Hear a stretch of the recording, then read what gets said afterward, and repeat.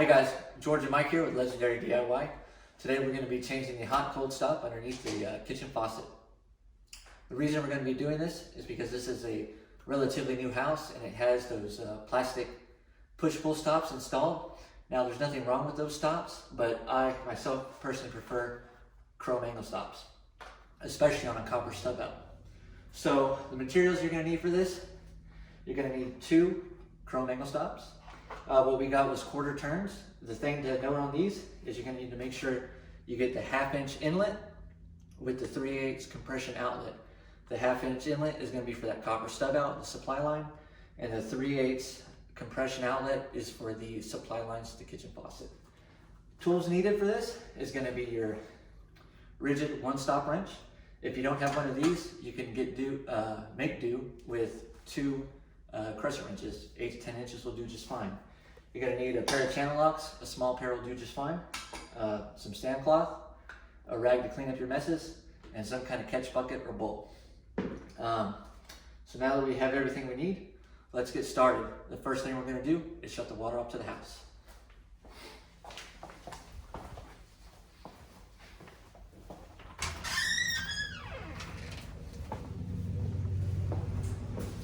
Alright guys, so this is like I said, a relatively new built house. So he does have a water shut off in his garage. If you don't have one of these, you'll just shut the water off at the curb stop at the meter, okay? So, nice 1-inch ball valve, just close it like so. Okay, now that we got the water on, let's go drain down the house.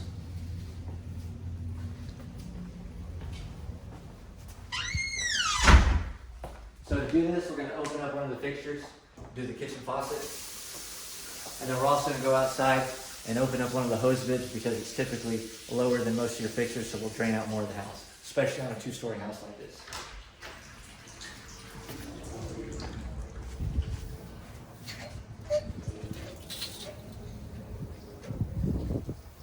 Okay. So, like I said, it's a 2-story house, so it's going to take a little bit to drain down. So I'll just kind of wait till it's trickling.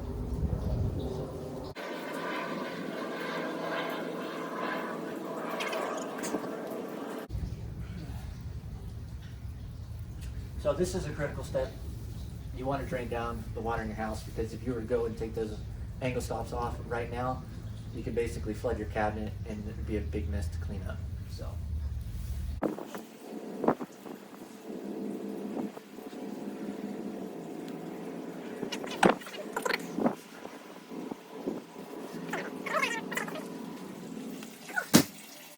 So we'll go ahead and wait for this one to completely stop or just dribbling down, and that'll be our measure of if the house is drained down enough to pull off the stop.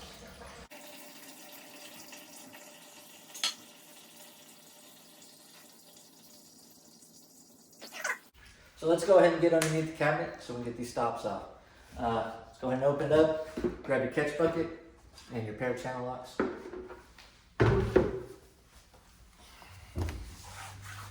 Can you get that light turned on for me, Mike?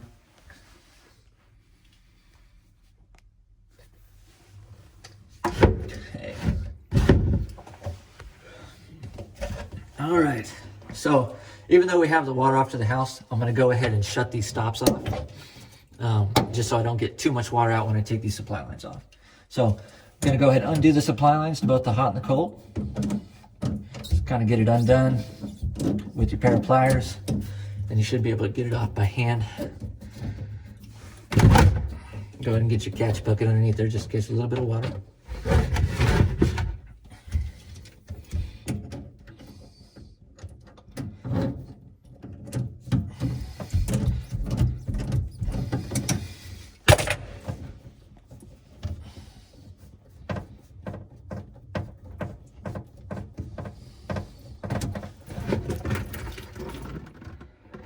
Okay, so on these plastic angle stops, you can twist them left and right.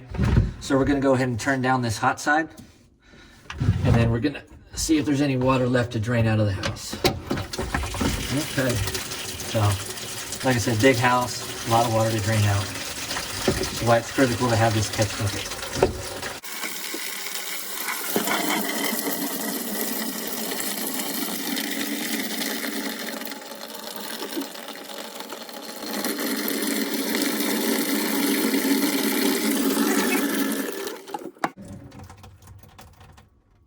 Okay, now that all that water is drained out, we can actually finally remove the stop.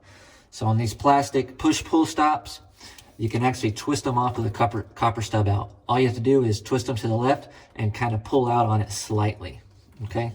So like the old thing says, lefty loosey, righty tight. We're just twisting it to the left and slightly pulling on it, and it'll come right off that copper stub out. You can kind of see it right there. It's already pulling out a little bit.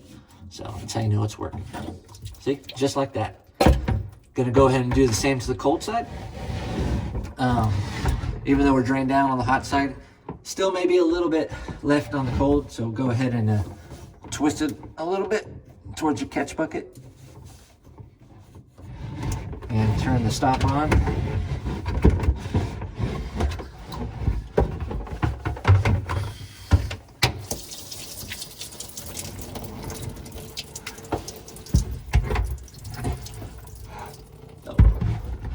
Got a little bit of mess, but that's gonna happen. So go and twist that all the way off.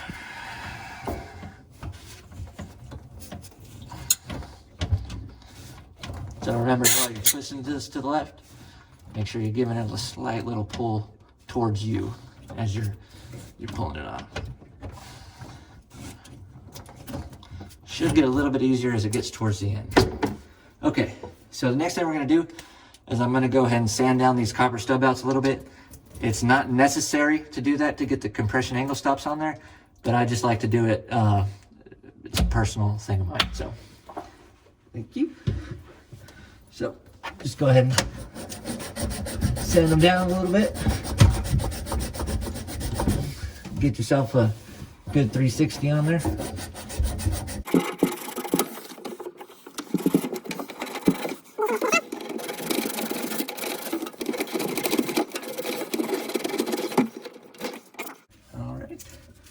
So now let's go over to our compression stops and explain a few of the finer points of installing these.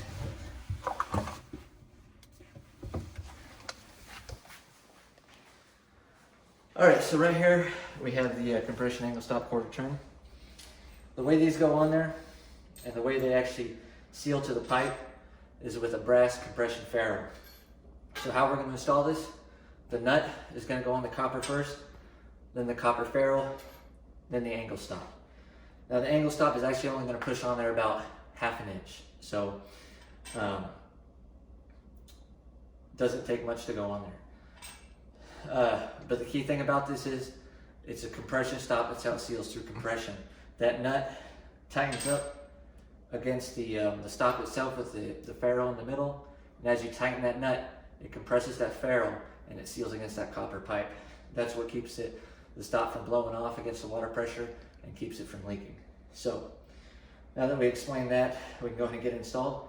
Go ahead and remove the 3/8 nut from the compression side. It's unnecessary since you have a built-in supply line on your kitchen faucet. So let's go ahead and get this installed. Go ahead and grab your 1-stop wrench as well, or your crescent wrenches, depending on what you have. So, move that catch bucket. Get a little bit wet. So, like I said, go ahead and put the compression nut on first. Then your copper ferrule, or your brass ferrule, excuse me. And then you can go ahead and put on the stop itself. Now when I put these on, go ahead and make sure you have it in the closed position. Okay, so next here, we're gonna use the 1-stop wrench.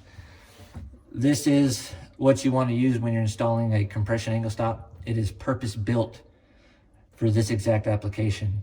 Best tool to use. Crescent wrenches will do you just fine, but if you can get one of these tools, it's just gonna make it a whole lot easier. So go ahead and take your 1-stop wrench apart. It comes in 2 pieces.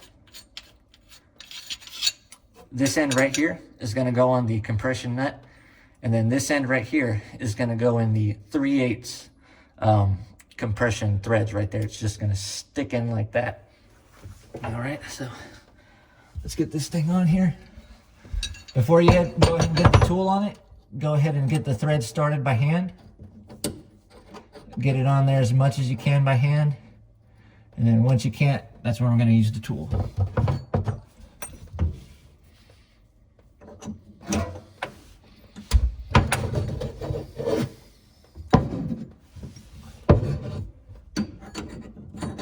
Okay. So these things do not have to be mega tight. It's just one of those things that needs to be tight enough. So I typically like to give it, after it's fully hand tight, at least 3/4 of a turn to 1 full turn.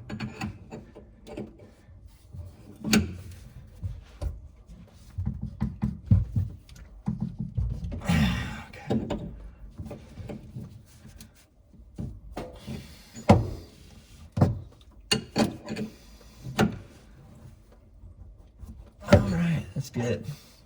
So, like I said, make sure it's in the off position. Okay, I'm gonna go ahead and do the same exact thing to the other side.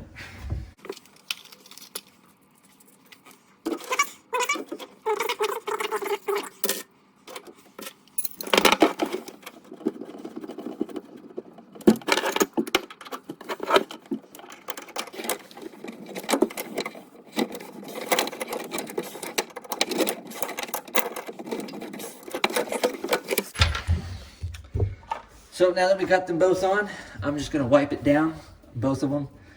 I got a little bit of wetness on there. I wanna wipe them down so I can tell if they're leaking once we have the water turned back on.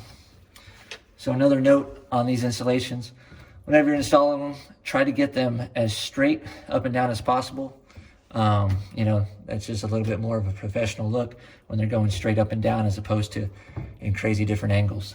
And again, make sure they're in the off position. And actually, before we get the water turned back on, we'll go ahead and reconnect the hot and cold supply lines to the kitchen faucet.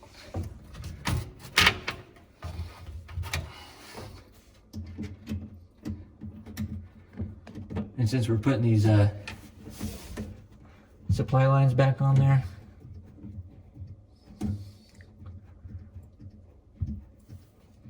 these supply connections, again, do not have to be mega tight, just nice and snug. Okay. You get them too tight, there is actually a good chance of them leaking. So.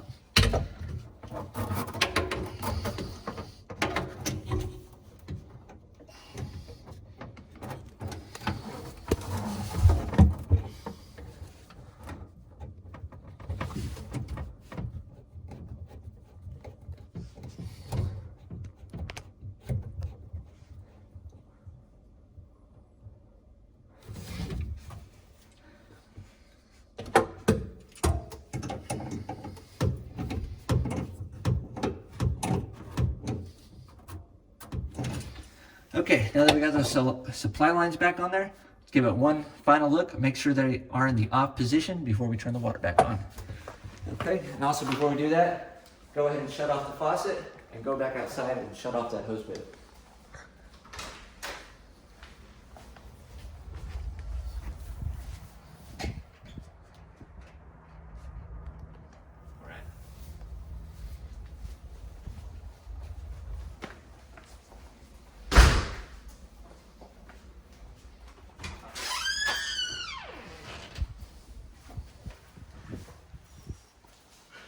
One thing to note when you're turning back on the water, whether it be from your house shutoff valve or at the curb stop, open it up nice and easy. Don't just blow and go, okay? It's a good thing you can mess something up like that. So just kind of let it go, let it pressure up. Once you feel it pressure up, then you can open it up all the way.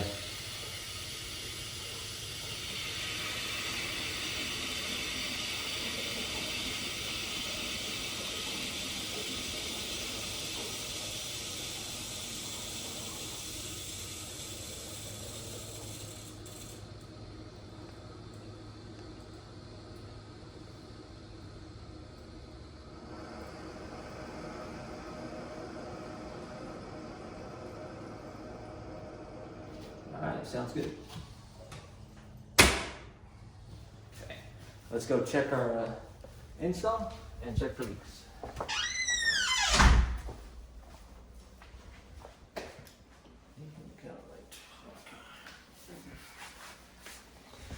So now that we've installed this, we just want to check for leaks at the compression nut and also the 3/8 connection for the supply lines to the faucet. Make sure we're not leaking on anything. So before we actually turn them on, just check those nuts. They're kind of leaking behind here. Everything looks good. I don't see any drippy droppies. So now we can turn them on. Okay. All right. And now we'll check for leaks at the supply connection for the faucet. All right, everything looks good. Let's make sure the faucet turns on, hot and cold, and we'll call it a good install. There's going to be a little bit of air in the lines after you shut the water off for the whole house and you drain it down, so nothing to worry about there. Just got to get it all out.